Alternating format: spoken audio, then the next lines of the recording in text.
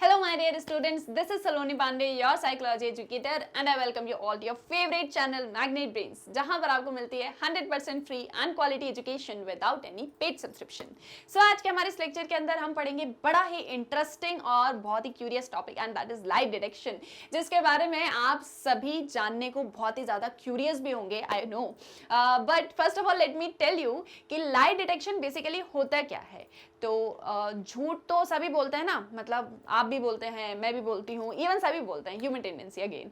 सो हम सभी झूठ तो बोलते हैं, बट बहुत बार मतलब छोटे मोटे झूठ है ना, थोड़े बहुत झूठ, मतलब वो बोलते हैं ना कि आटे में नमक बराबर वाले झूठ तो हम सभी बोलते हैं। बट अगर कोई क्राइम में हमको इन्वेस्टिगेशन वगैरह करनी है और हमको ऐसा लगता है कि जो सस्पेक्ट है वो झूठ बोल रहा है या किसी तरीके का कोई भी ऐसी चीज़ है जहाँ पर हमको पता लगाना है कि सामने वाला पर्सन झूठ बोल रहा है, तो हम उसको डिटेक्ट कर सकते हैं, जिसे लाइट डिटेक्शन कहा जाता है। और इसके लिए एक टेक्निक होती है जिसे लाइट डिटेक्शन टेक्निक कहते हैं, और इसी के बारे में हम थोड़ा सा ब्रीफ में जानेंगे हमारे आज के इस लेक्चर में। So as you all know, chapter number 9 motivation and emotion हम डिस्कस कर रहे हैं, और इस चैप्टर से रिलेटेड हमने इमोशंस के ढेर सारे टॉपिक्स को डिस्कस किया। सो यहाँ पर उसी से रिलेटेड आपके चैप्टर में एक कंसेप्ट दिया है, दैट इज लाइट डिटेक्शन, कि कैसे झूठ को पकड़ा जाता है ना, कि लाई को कैसे डिटेक्ट किया जाता है कि सामने वाला झूठ बोल रहा है। तो उसको लेके एक छोटा सा कंसेप्ट दिया है जिसके बारे में हम यहाँ पर समझेंगे इन ब्रीफ। ओके, बहुत ज़्यादा डिटेल्स में नहीं, बट एक बेसिक नॉलेज आपको भी रहेगा। Okay, so let's begin.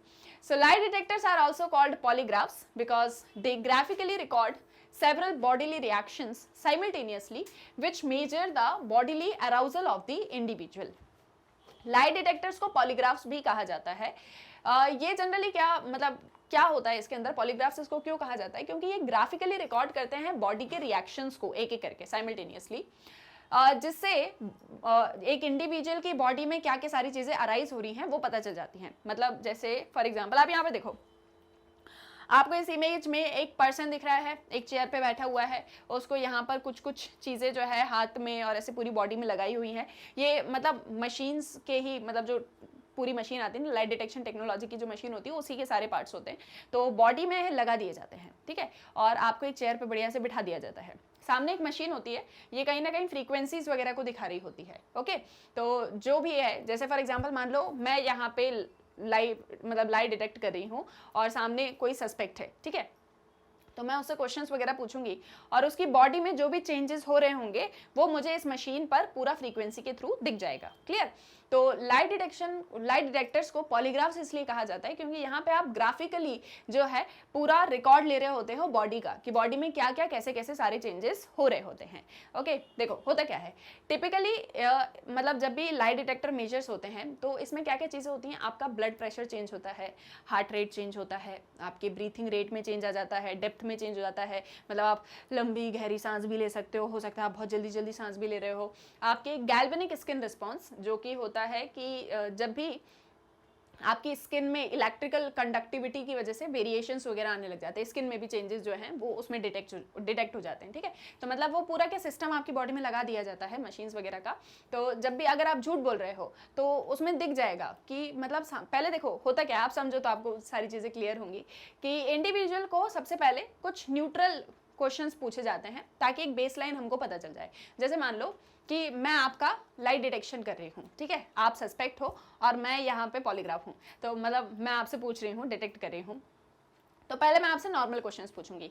जैसे फॉर एग्जांपल आपका नाम क्या है, तो आप मुझे अपना नाम बताओगे, फिर मैं आपसे पूछूंगी आप क्या करते हो, आपकी फैमिली में कौन कौन है, कुछ जनरल कुछ न्यूट्रल क्वेश्चंस ऐसे, ताकि हमको पता चल जाए कि आपकी बॉडी की बेसलाइन है कैसी। क्योंकि देखो सबकी बॉडी में ये चीज़ें अलग अलग हो सकती हैं, हार्ट रेट है, मतलब एक एवरेज तो रहता है बट ऊपर नीचे कर सकता है ना थोड़ा बहुत, तो एक एवरेज बेसलाइन हमको पता चल जाती है कि इस पर्सन की ये सारी चीज़ें ऐसे ऐसे करके वर्क करती हैं। मतलब इसका ब्रीथिंग रेट है तो वो कुछ इसी तरीके का है, वो नॉर्मल क्वेश्चन से हमको पता चल जाता है और सामने वाला पर्सन भी थोड़ा नॉर्मलाइज हो जाता है, ठीक है। तो पहले स्टार्ट करते हैं कुछ बेसिक क्वेश्चंस के साथ में, सिंपल क्वेश्चंस के साथ में, फिर धीरे धीरे करके स्पेसिफिक क्वेश्चंस आते हैं। तो जैसे मान लो कोई पर्सन है, उसने क्राइम किया है, उसने किसी का मर्डर किया है, ठीक है, लेकिन वो झूठ बोल रहा है, वो बार बार उलझा रहा है कहानी को और हमको सही नहीं बता रहा है, सच नहीं बता रहा है। अब हमको उसके ऊपर लाई डिटेक्शन करना है, तो पहले हम उससे नॉर्मल क्वेश्चंस पूछेंगे ताकि वो भी नॉर्मलाइज हो जाए।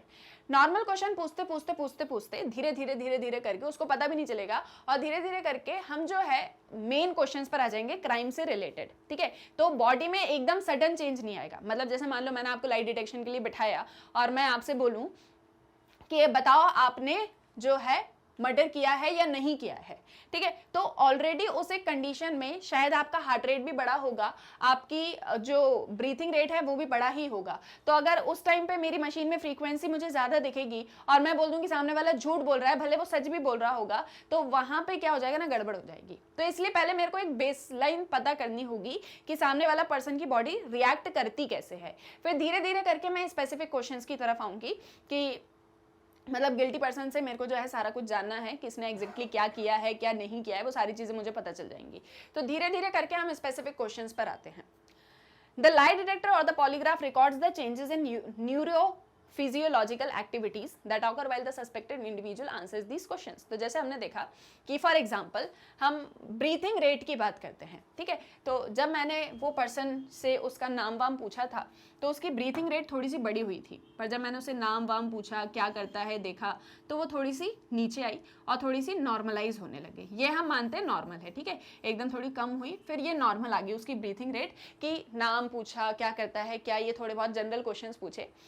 फिर हमने देखा कि जब हमने उससे पूछा कि थोड़ा उसके क्राइम से रिलेटेड क्वेश्चंस, तो हमने देखा कि ये फ्रीक्वेंसी ऊपर नीचे हो रही है।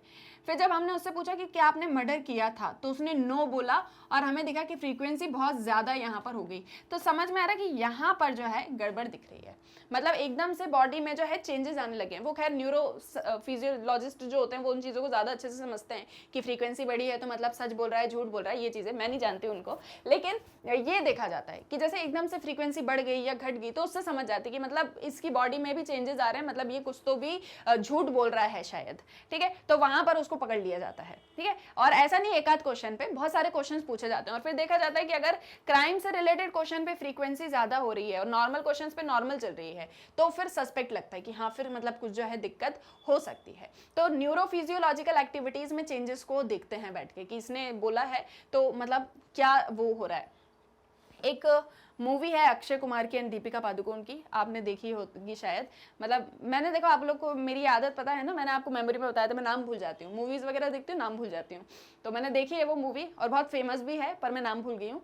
उसमें दीपिका पादुकोण का जो भाई रहता है, ठीक है, शायद अर्जुन नाम रहता है उसका, है ना, तो वो लाई डिटेक्ट करता है अक्षय कुमार को, तो उसमें दिखाते हैं कि कैसे लाई डिटेक्शन किया जाता है। मतलब खैर वो तो पिक्चर के लिए बनाया गया था सारा सब कुछ, बट एग्जैक्टली लाई डिटेक्शन कुछ इस तरीके से किया जाता है जैसे मैं आपको बता रही हूँ। तो उसमें देखा जाता है कि ये पर्सन झूठ बोल रहा है या ये सच बोल रहा है, ओके। एंड थ्रू दो the polygraph makes several objective recordings, the interpretation of these records relies heavily on the subjective judgment by the examiner।